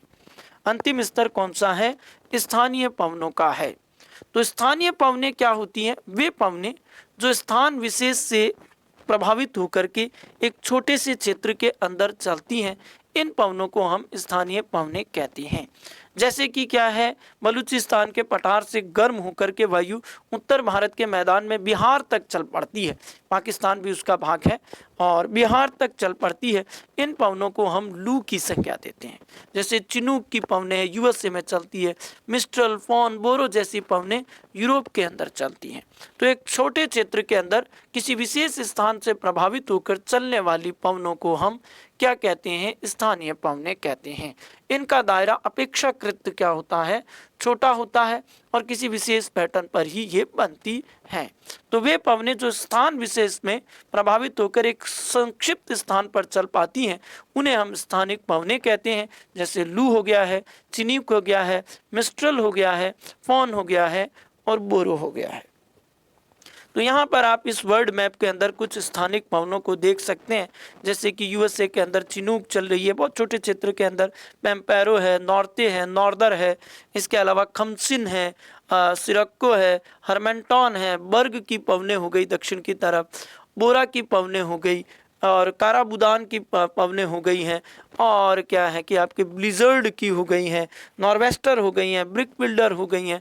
तो ये कुछ स्थानिक पवनें हैं जिनके बारे में हमें देखना पड़ेगा। ये क्षेत्र विशेष के अंदर, बहुत छोटे से क्षेत्र के अंदर चलती हैं, लेकिन इन पर प्रश्न पूछा जाता है प्रतियोगिता परीक्षा में कि कौन सी पवनें किस क्षेत्र से संबंधित हैं, या कुछ पवनों के जिनके प्रभाव बहुत महत्वपूर्ण होते हैं उनके बारे में भी प्रश्न पूछे जाते हैं। तो सबसे पहले हम देखते हैं गर्म स्थानिक पवनें। तो हॉट विंड्स जो हैं उनको हम सबसे पहले देखते हैं। तो सबसे पहली पवन जो लिखी हुई है वो कौन सी है, चिनूक है। तो ध्यान रखना चिनूक की जो पवनें हैं वो कहाँ पर चलती हैं, तो ध्यान रखना यूएसए के अंदर और कनाडा के अंदर चलती है। यूनाइटेड स्टेट ऑफ अमेरिका और कनाडा के अंदर चलती है। तो यदि हम अमेरिका महाद्वीप की बात करें तो इसके क्या है कि पश्चिम की तरफ एक पर्वतमाला है, रॉकी पर्वतमाला, और इस रॉकी पर्वतमाला से जो पवनें क्या होती है, गर्म होकर के ढाल के सहारे सहारे नीचे उतरती हैं। इन पवनों को हम क्या कहते हैं, चिनूक कहते हैं। चिनूक पर्वतमाला, चिनूक जो होती है इनकी उत्पत्ति कहाँ से होती है, रॉकेज पर्वत से होती है, और यहाँ के पूर्वी ढाल से ये क्या होती है, पवनें नीचे उतरती है मैदानों की तरफ। और जैसे ही ये पवनें पहुंचती है, क्योंकि शिखर इनके गर्म हो जाते हैं पर्वतों के, वहाँ से ये पवनें गर्म होकर के नीचे की तरफ उतरती है, तापमान में आंशिक वृद्धि आ जाती है और इन क्षेत्रों के अंदर जमा बर्फ पिघल जाती है। और इन बर्फ के पिघलते ही क्या होती है, घास के उगने में मदद मिल जाती है और चारागाहों के लिए बहुत महत्वपूर्ण घास बन जाती है। और पशुपालन यहाँ के अंदर जो लोग करते हैं उनके लिए तो ये क्या है कि रामबाण के समान है, और ये क्या करती है, चारागाहों के विकास के अंदर सहायता देती है। इस क्षेत्र के अंदर पशुपालन किया जाता है।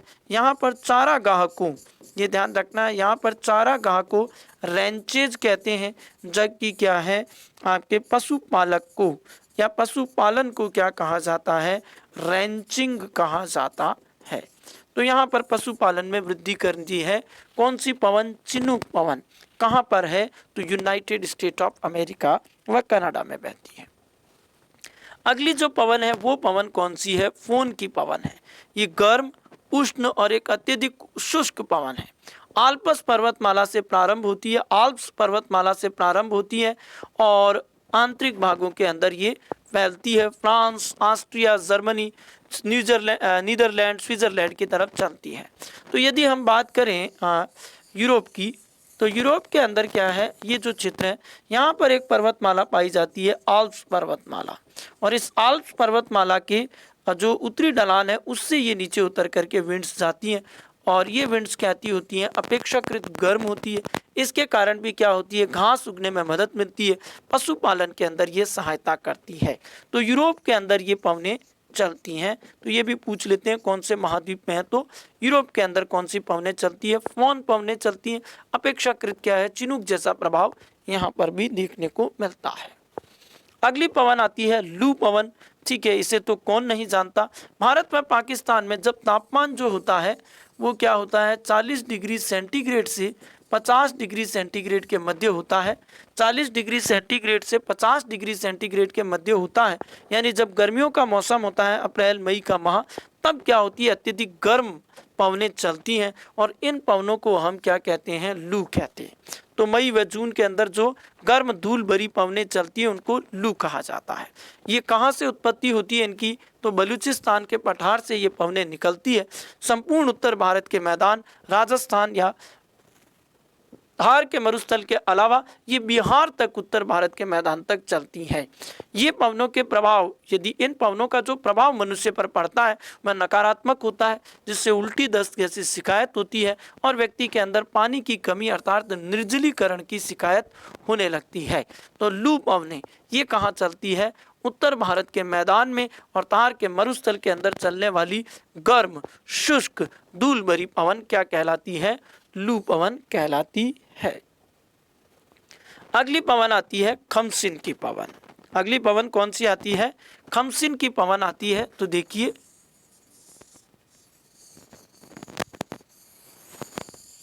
ये आपका कौन सा महाद्वीप है? अफ्रीका महाद्वीप है। और यहाँ पर जो महाद्वीप है वो कौन सा है? आपका यूरोप का महाद्वीप है। यूरोप और अफ्रीका महाद्वीप के मध्य का भाग ये क्या कहलाता है? भूमध्य सागर कहलाता है। तो ऐसी स्थिति के अंदर जो अफ्रीका का उत्तरी व पश्चिमी भाग है, यहाँ पर कौन सा डेजर्ट है? तो ध्यान रखना, सहारा का डेजर्ट है। यहाँ से कौन सा डेजर्ट है? सहारा का डेजर्ट है। और सहारा डेजर्ट से कैसी पवनें निकलती हैं? तो ध्यान रखना, कैसी पवनें निकलती हैं?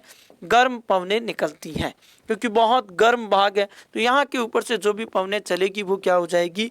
गर्म होगी। शुष्क तो होगी क्योंकि पानी का स्रोत नहीं है और धूल भरी होती हैं। तो यहाँ से क्या होती है? पवनें चलती हैं। ये पवनें मिस्र के अंदर क्या कहलाती हैं? खमसिन कहलाती है। ठीक है ना। तो यहाँ पर कौन सा देश है? मिस्र। मिस्र के अंदर ये खमसिन कहलाती है। उसके बाद लीबिया देश आता है, जहाँ पर इसे क्या कहते हैं? गीबली कहते हैं। और गीबली कहाँ पर कहलाती है? तो लीबिया देश के अंदर कहलाती है। उसके बाद में देश आता है टूनीशिया। टूनीशिया के अंदर यही पवनें क्या कहलाती हैं? चिली कहलाती हैं। क्या कहलाती है? ट्यूनीशिया के अंदर। और यदि ये भूमध्य सागर में पहुंच जाए, इटली में पहुंच जाए, तब इन पवनों को क्या कह दिया जाता है? तब इन पवनों को क्या कहा जाता है? इनको सिरक्को कहा जाता है। इनको क्या कहा जाता है? सिरक्को कहा जाता है। ये सिरक्को जो होती है धूल के कण ले जाती है और भूमध्य सागर से आर्द्रता ग्रहण कर लेती है, क्योंकि गर्म है तो आर्द्रता भी मिल जाती है तापमान में वृद्धि के कारण। तो इटली के अंदर इससे बारिश होती है और धूल के कण जब मिलते हैं तो ये लाल रंग सी प्रतीत होती है। तो इसे रक्त वर्षा के नाम से भी जानते हैं। तो सहारा मरुस्थल से उत्पत्ति होने वाली ये गर्म पवनें मिस्र के अंदर किसके नाम से जानी जाती है? खमसिन। तो हमें ये तीन चीजें याद रखनी है। खमसिन देश का नाम मिस्र और मरुस्थल कौन सा? सहारा। तो मिस्र में सहारा मरुस्थल से आने वाली गर्म व शुष्क पवनें क्या कहलाती है? खमसिन कहलाती है। सिरक्को ये इटली के अंदर चलती हैं। इटली के अंदर इसे रक्त वर्षा कहते हैं। कहाँ से शुरू होती है? तो सहारा मरुस्थल से। भूमध्य सागर से यह आर्द्रता ग्रहण करती है और इटली पहुंच जाती है। यहाँ पर बालू व रेत के कण के साथ जब वर्षा होती है तो भूमि लाल रंग दिखाई देने लगती है। इस कारण से इसे रक्त वर्षा की संज्ञा देते हैं।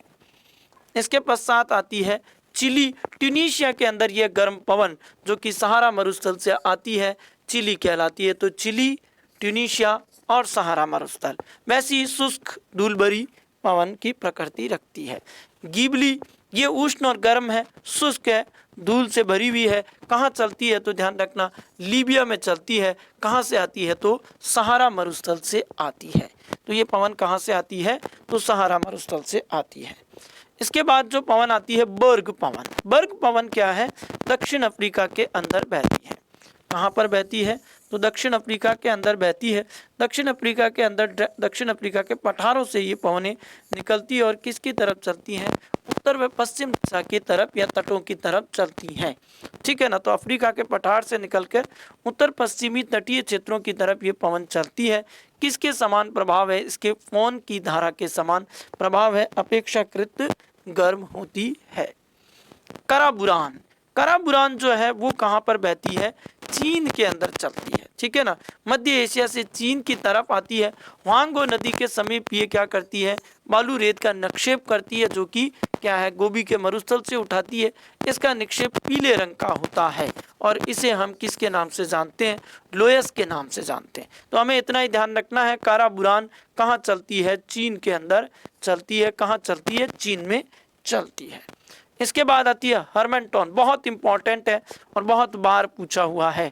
अरे जो हमने अफ्रीका का डेजर्ट देखा था ना, सहारा मरुस्थल, उस सहारा मरुस्थल से जो दक्षिण की तरफ पवनें चलती हैं, उन पवनों को हम क्या कहते हैं? हर्मनटन कहते हैं या हर्मनटोन कहते हैं। अब आ कहाँ से रही है? सहारा मरुस्थल से। तो इस गिनी की खाड़ी के क्षेत्र में क्या होता है? मानसूनी तंत्र सक्रिय रहता है, बहुत आर्द्रता वाला क्षेत्र होता है, इसलिए लोग बीमार बहुत पड़ते हैं। और जैसे ही ये पवने शुष्क और गर्म पवने, धूल से भरी हुई पवने पहुंचती है, तो वैसे ही क्या हो जाता है, जो आर्द्रता होती है वो समाप्त हो जाती है और मौसम जो होता है वो कैसा हो जाता है? सामान्य हो जाता है। लोगों के स्वास्थ्य पर भी सकारात्मक प्रभाव पड़ते हैं। इस कारण से इसे डॉक्टर पवनों के नाम से जानते हैं। तो इसकी उत्पत्ति कहाँ से होती है? सहारा मरुस्थल से होती है। कहाँ पर चलती है ये पवन? तो ध्यान रख लेना, नाइजीरिया के क्षेत्र में चलती है। इस हरमेंटोन पवन को हम डॉक्टर पवन के नाम से भी जानते हैं। नॉर्वेस्टर पवन न्यूजीलैंड के दक्षिणी द्वीप में चलती है। कहाँ पर चलती है? तो ध्यान रखना, कैंटबरी के मैदान में चलती है। कहाँ से आती है? तो दक्षिणी अल्प्स के पहाड़ से आती है और वहाँ पर भी ये क्या करती है? पशु जो आपका धन को पालने के लिए चारागाह के विकास में काम करती है। और उत्तर भारत के मैदान में अप्रैल से जून तक पूर्वी क्षेत्र में जो तीव्र गर्म पवनें चलती है उनको भी नॉर्वेस्टर कहते हैं। इसके द्वारा क्या होता है? संवहनी वर्षा होती है। चाय के बागानों के लिए ये अच्छी पानी जाती है। अगली आती है सिमूम पवन। सिमूम जो पवन होती है गर्म व शुष्क पवन है। तो जो आपका अरब प्रायद्वीप है, यहाँ से यदि ये पवन पार कर करके चली जाए तो ये पवन कहाँ पर पहुँच जाती है? सऊदी अरब, सीरिया, आपके ईरान, इराक, अरब प्रायद्वीप के अंदर, इस मध्य एशिया के अंदर जो पवन चलती है उसे हम क्या कहते हैं? सिमूम विंड कहते हैं। कहाँ से चलती है? सहारा मरुस्थल से चलती है। और कहाँ पर चलती है? तो ये कहाँ पर चलती है? मध्य एशिया के अंदर, यानी सऊदी अरब हो गया, जॉर्डन हो गया, इजराइल हो गया, सीरिया हो गया, इन क्षेत्रों के अंदर कौन सी पवनें चलती हैं? सिमूम पवनें चलती हैं। ब्रिकफील्ड, ब्रिकफील्ड जो है ये ऑस्ट्रेलिया के अंदर चलती हैं। तो ऑस्ट्रेलिया महाद्वीप के क्या है? जो पश्चिमी भाग है ये पूरा का पूरा डेजर्ट ही है। यहाँ पर जो गर्म पवन चलती है मरुस्थलीय क्षेत्र के अंदर, धूल भरी होती है, शुष्क होती है और कैसी होती है? गर्म होती है। इन्हें हम किसके नाम से जानते हैं? ब्रिकफील्ड के नाम से जानते हैं। इसके अलावा जोंडा है, ये अर्जेंटीना के अंदर चलने वाली गर्म हवा है। सांता एना है, ये सांता एना है, ये कहाँ चलती है? कैलिफोर्निया के अंदर चलती है। इससे क्या होता है? फलों को नुकसान होता है। योमा विंड है, ये भी किसके अंदर है? जापान के अंदर चलती है। ठीक है ना, सांता एना के समान ही है। ठीक है ना, चलती रहती है, इनकी वजह से भी फसलों को नुकसान हो सकता है। तो ये कुछ क्या है कि आपकी गर्म पवनें बनती है। इसके अलावा हबूब है, हबूब जो पवन है वो कहाँ पर चलती है? हबूब पवन जो है वो कहाँ चलती है? ध्यान रखना, पूर्वी सूडान के अंदर चलती है। पूर्वी सूडान के अंदर चलने वाली पवन कौन सी होती है? हबूब पवन होती है। खार्तूम के समीप चलती है। दक्षिणी बस्टर पवन या दक्षिणी ब्लिस्टर पवन जो है न्यू साउथ वेल्स के अंदर चलती है, ऑस्ट्रेलिया के अंदर, गर्म और शुष्क है। यानी कि ये जो पवन होती है वो कहाँ पर चलती है? यहाँ पर चलती है, ऑस्ट्रेलिया के अंदर दक्षिण की तरफ, ये न्यू साउथ वेल्स का रीजन है, इस तरफ चलती है। अब हम बात करते हैं ठंडी पवनों के रूप में। तो गर्म पवनें हमने देख ली, इनके नाम, क्षेत्र, उत्पत्ति और कुछ महत्वपूर्ण जिनके प्रभाव हैं वो जरूर ध्यान रखना। सामान्यतः मैच बिठाने के प्रश्न इसके विषय में पूछे जाते हैं। ठंडी पवन में सबसे पहली आती है मिस्ट्रल पवन। मिस्ट्रल पवन जो है वो कहाँ से निकलती है? आल्प्स से निकलती है, सेंट्रल मैसिव की तरफ चलती है, सेंट्रल मैसिव से निकलती है और भूमध्य सागर की तरफ चलती है। ये पवनें कैसी होती है? ठंडी होती है और ये अत्यधिक ठंडी पवनें होती है। कहाँ चलती है? तो ध्यान रखना, फ्रांस में चलती है। तो फ्रांस में आल्प्स पर्वत से भूमध्य सागर की तरफ चलने वाली अत्यधिक ठंडी पवनें जो होती है वो कौन सी होती है? मिस्ट्रल होती है। उसके बाद बोरो पवन। बारे बोरो पवन बहुत खतरनाक है। यदि हम यूरोप के मानचित्र की बात करें तो ये इटली के बाद आपको क्या मिलता है? बाल्कन प्रायद्वीप। और इस क्षेत्र से जो पवनें आती है एडियाट्रिक सागर की तरफ, वो पवनें आपकी क्या कहलाती हैं? बोरो पवन कहलाती है। ये पवन आपकी क्या कहलाती है? बोरो पवन कहलाती है। तो यदि हम बात करें यूरोप के मानचित्र के अंदर तो ये फ्रांस का क्षेत्र है, इबेरियन प्रायद्वीप, उसके बाद इटली आता है, इटली के बाद आपका क्या आता है? बाल्कन प्रायद्वीप आता है और ये जो बीच का भाग है वो एडियाट्रिक सागर है। और यहाँ से जो पवनें आती हैं ये पवनें आपकी क्या कहलाती है? बोरो कहलाती है। आती वहीं से ही है, आल्प्स पर्वतमाला से ही आती है। बाल्कन प्रायद्वीप को पार करके कहाँ पहुँच जाती है? एडियाट्रिक सागर में पहुँचती है, इटली में पहुँचती है। बहुत ही ज़्यादा ठंडी होती है, बहुत ही ज़्यादा क्या होती है, ठंडी होती है। इसका प्रभाव इतना खतरनाक है कि एडियाटिक सागर के तटवर्ती क्षेत्रों में या इटली के अंदर जो इन पवनों के क्षेत्र में आते हैं, वो लोग दक्षिण की तरफ अपने घरों का दरवाज़ा ही नहीं बनाते या खिड़की भी नहीं रखते, क्योंकि तापमान कितना क्या हो सकता है, खिड़की खोलते ही कमरे में ठंडक आ सकती है। तो उत्तर पूर्व से दक्षिण पश्चिम की ओर ये चलने वाली पवनें अत्यधिक ठंडी पवनें जो कि यूरोप में चलती है। इसके बाद आती है बुरान, ये रूस के अंदर चलती है। ये कहाँ पर चलती है? रूस के एशियाई भागों के अंदर चलती है। जहाँ तक चलती है बर्फ जमती है, हिम का प्रभाव देखने को मिलता है। स्थानीय लोग इसे किसके नाम से जानते हैं? तो पुर्गा के नाम से जानते हैं। तो स्थानीय लोग इसको क्या कहते हैं? पुर्गा कहते हैं। इन पवनों को किस नाम से जाना जाता है? पुर्गा के नाम से जाना जाता है। ब्लिजार्ड, ब्लिजार्ड जो है ये ध्रुवीय पवन है। ये साइबेरिया के उत्तरी भाग और किसके अंदर, कनाडा के अंदर भी क्या होती है, ये पवनें दिखाई देती हैं। तो ब्लिजार्ड अत्यधिक ठंडी पवनें हैं। नार्दर, ये ठंडी और शीतल पवनें हैं। संयुक्त राज्य अमेरिका के तटों से मैक्सिको के तटों पर पाई जाती हैं। इन्हें क्या कहा जाता है? पैम्पा गोया कहा जाता है। मैक्सिको वाले लोग इसे पैम्पा गोया का नाम देते हैं। इसके अलावा पेम्पेरो या पिम्पोरी, पेम्पेरो या पिम्पोरी ये क्या है? अर्जेंटीना के अंदर पैम्पास घास के मैदान में बहती है। ठीक है ना, अत्यधिक ठंडी है, हल्की हल्की बारिश करती है, गेहूं की कृषि के लिए अच्छी होती है। नेवाडास पवने, ये ठंडी पवने हैं। इक्वेडोर की ऊंची चोटियों से आकर के इक्वेडोर के अंदर क्या होती है? घाटीय क्षेत्र के अंदर प्रभावित या प्रवाहित होती है। तो ये कुछ हमने देखी गर्म पवने, ये हमने देखी कुछ ठंडी पवने, स्थानीय पवने, और हमने इसके अलावा क्या देखी? आपकी व्यापारिक पवने, यानी कि इनको हम स्थायी पवन तंत्र को देखा था, जिसमें 3 पवने, व्यापारिक पवने, पछुए पवने और आपकी ध्रुवीय पूर्वैया पवने देखी। उसके बाद जो हमने पवने देखी वो देखी थी पर्वत समीर व समुद्र, पर्वत समीर व घाटी समीर, समुद्र समीर व स्थल समीर, और उसके बाद में इतनी सारी हमने देखी स्थानीय पवनों को। इनके बारे में प्रतियोगिता परीक्षा में इस सत्र से काफी प्रश्न पूछे जाते हैं। अगले सत्र के अंदर हम चर्चा करेंगे चक्रवात के विषय में।